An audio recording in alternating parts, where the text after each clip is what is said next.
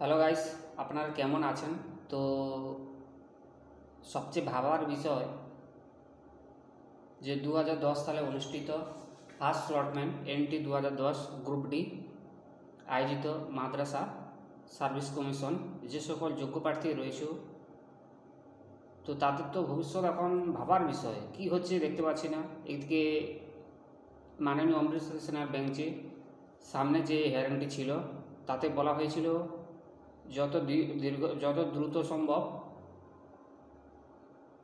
24,000 থেকে list out বার করতে এবং নিয়োগ করা সম্পন্ন করতে। তো সেটা তো হলোই না। আর যেটা বুঝলাম, এই 24,577, 73,978 এবং যারা ওয়েটিং লিস্ট রয়েছেন কিংবা যারা এমপ্লয়েড ক্যান্ডিডেট 297 রয়েছেন, কারো ভাগ্য সঠিক নয় কোন দিকে যাবে, তো আপনারা নিশ্চিত বুঝতে পারছেন। আর পরবর্তী সামনে যে হিয়ারিংটি হয়েছিল, তো তার যে ডিটেলস মাননীয় অমৃতা সিনহা মহাশয় তিনি পুঙ্খানুপুঙ্খভাবে যে বিচার করেছিলেন। আর সবথেকে এটা ভাবার বিষয়, তো আজ শেষ হচ্ছে পোস্টপন্ডেড স্থগিতাদেশ, আর কয়েক ঘন্টা পরে শেষ হবে। তো দেখা যাক পরবর্তী যে 16ই ডিসেম্বর হিয়ারিংয়ের আগে মাত্র যে 3 দিন রয়েছেন, এই গ্যাপের মধ্যে মাদ্রাসা সার্ভিস কমিশন কোনো সুপদক্ষেপ কিংবা নোটিশ পাবলিশ করে কিনা। কারণ আর মাত্র 3 ঘন্টা পরে এই পোস্টপন্ডেড কথাটি কিন্তু উঠে যাবে এবং এখানে নতুন একটি নোটিশও তারা পাবলিশ করবে। তো যদি আমরা ধরি মাদ্রাসা সার্ভিস কমিশনে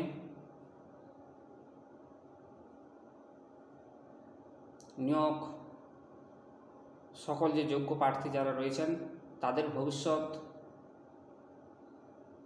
কোনো কথা চিন্তা করে না এবং ভবিষ্যতে কি হবে, কারণ এত ডিলে হচ্ছে কেন। কারণ ওখানেতে আমরা বলেছিলাম মাননীয় অমৃতা সিনহা মহাশয় 1 নম্বরে বলেছিলেন যে petitioner seek conclusion of selection process first স্লটম্যান এনটি 2010 গ্রুপ ডি, তিনি তো বলেছিলেন। আর 2 নম্বরে তিনি বলেছিলেন যে it appears that the initial written test was hold in the year 2011. The said selection process is yet to be concluded. The petitioner pray conclusion for the said process. তো এটাও তো মানলো না। আর 3 নম্বর বলেছে learn senior counselling representing the Madrasa Service commission submit that only counselling process is pending. তারা কিন্তু জানিয়েছে মহামান্য আদালতকে যে তাদের কেবলমাত্র কাউন্সিলিং প্রসেসটি বাকি রয়েছে, আর পুরো যে প্রসেসটা পুরো সম্পূর্ণর পথে। তো তারা কিন্তু জানিয়েছে।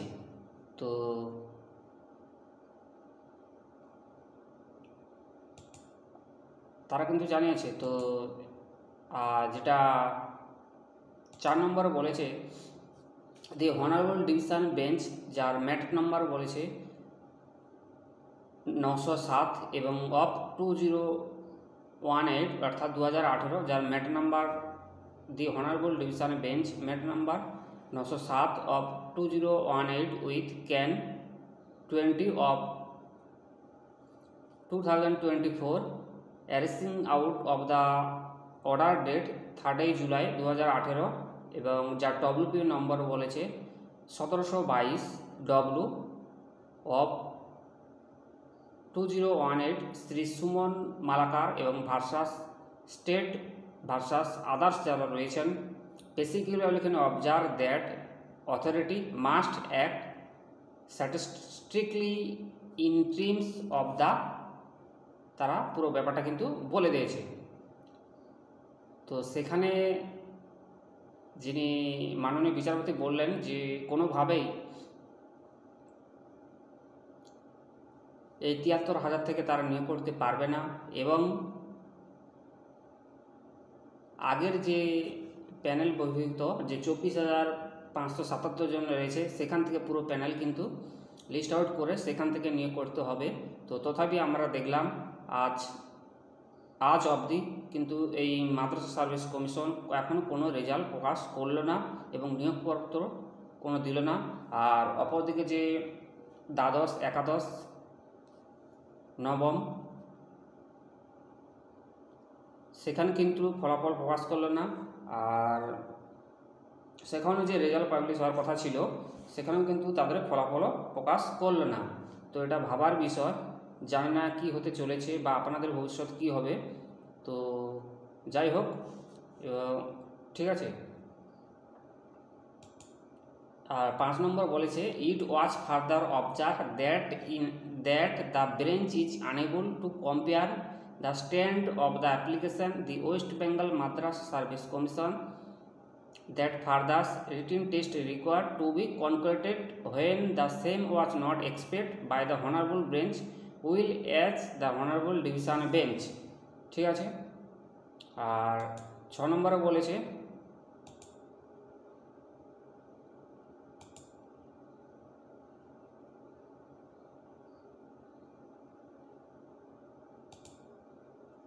the Madrasa Service Commission for same reason or other is not concluding the selection process and is contemplating holding further written test expect 73,978 candidate. অর্থাৎ কোনোভাবেই কিন্তু 73,000 থেকে এরা নিয়োগ করতে পারবে না। এবং ইন ফার্দার রিপিটিশন বিগিং WPA নম্বর একটা দেওয়া আছে 25,438 এবং অফ 2024 আব্দুল লতিফ এবং others versus state of West Bengal others যারা রয়েছেন, যার WPA নম্বরও দেওয়া ছিল 24,781 অফ 2024 MD হাবিব মন্ডল এবং আদার্স যারা রয়েছেন state government of West Bengal. তো কোঅর্ডিনেট বেঞ্চ ভাইবা অর্ডার ডেটে দেওয়া ছিল 14ই অক্টোবর। সেই 14ই অক্টোবর আদেশ অনুসারে 2024 সালে registered the commission the corresponding and further process to be notice dated 5ই আগস্ট 2022। অর্থাৎ 14ই অক্টোবর 5ই আগস্ট 2024 সেই আদালতে কিন্তু সেটা বলবৎ থাকবে। এই 13ই ডিসেম্বর পর্যন্ত সেটা কিন্তু সেটি স্থগিত থাকবে বলা হয়েছিল। এবং 2024 until further order whichever is earlier, এটা কিন্তু 13 ডিসেম্বর ছিল। যেহেতু আর কিছু সময় পরে 13 ডিসেম্বর পুরো স্টেটায় উঠে যাবে এবং দেখা যাক 16 ডিসেম্বর আগে যে হিয়ারিংটি রয়েছেন, তো মাদ্রাসা সার্ভিস কমিশনে যেটা অধ্যক্ষ রয়েছেন, কর্মচারী রয়েছেন বা মাননীয় সম্মানিত ব্যক্তি রয়েছেন, অনিশ্চিত চাইবে আপনাদের দিকে একটা স্বচ্ছ মাধ্যম বা গড়ে তুলবে এবং যোগ্য প্রার্থীরা যাতে চাকরি পায় তার দিকে ওরা নিশ্চিত একটা রেজাল্ট প্রকাশ করবে। এবং 8 নম্বর কলমে তারা বলেছেন, 8 নম্বর কলমে বলেছেন যে as it appear that written examination in connection with the selection process of the year 2010 অর্থাৎ 2010 was taken in the year 2011, it is high time that final result of the selection after concluding counseling the published by the commission without the further delay। অর্থাৎ 2010 থেকে 2011 সালে এই যে এত দেরি কেন, council যে প্রসেস এত দেরি কেন, কিন্তু এরা ডিলে করে ফেলেছে। তো তথাপি এরা আরও আগে যদি করতো তাহলে এই সমস্যাটা হতে পারতো না। আর মাদ্রাসা সার্ভিস কমিশন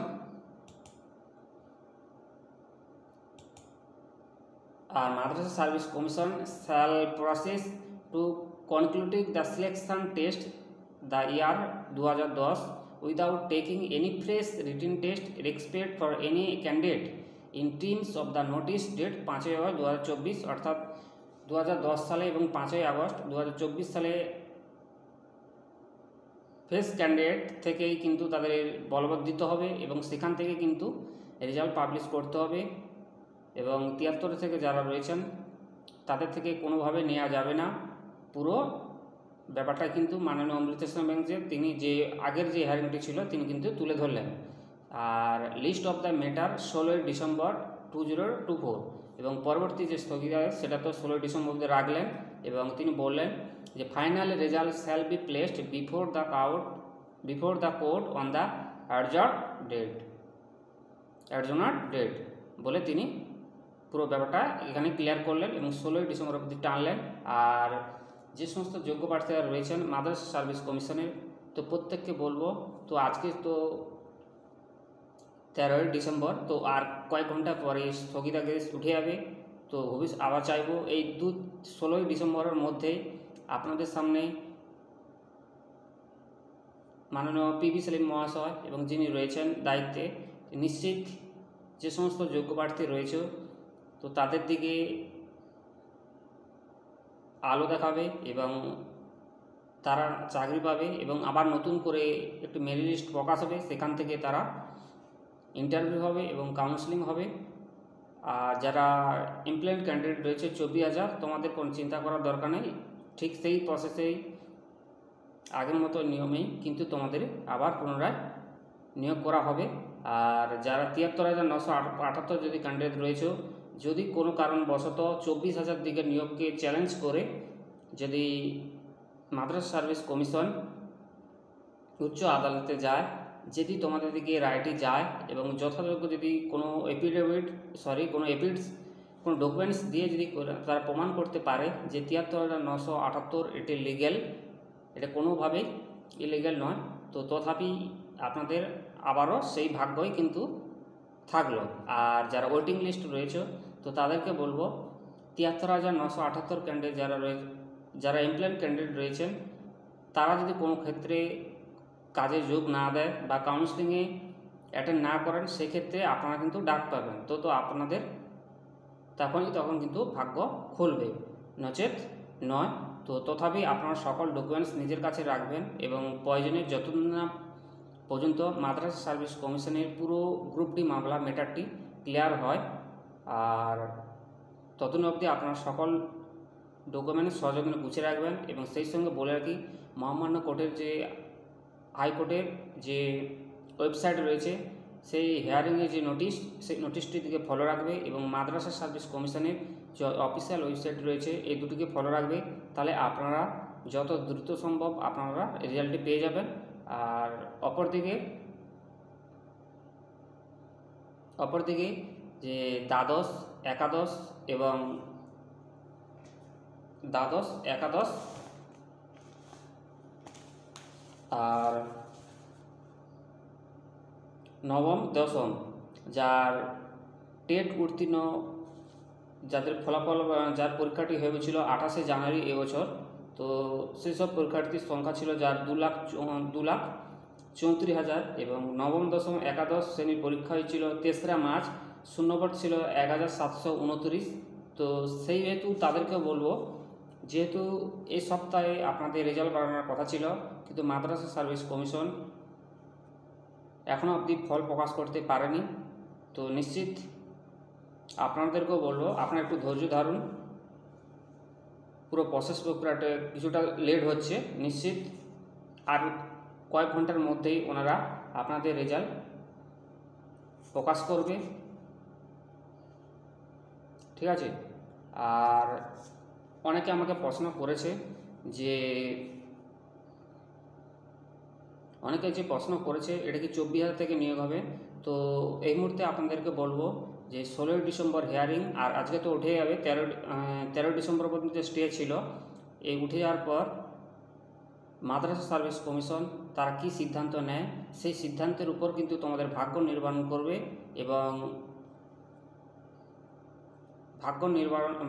নির্ধারণ করবে, তথাপি আপনাদেরকে একটু ধৈর্য ধরতে হবে, ঠিক আছে। আর 16 ডিসেম্বর অবধি আর সবসময় ওয়েবসাইটটি ফলো রাখতে হবে, ঠিক আছে।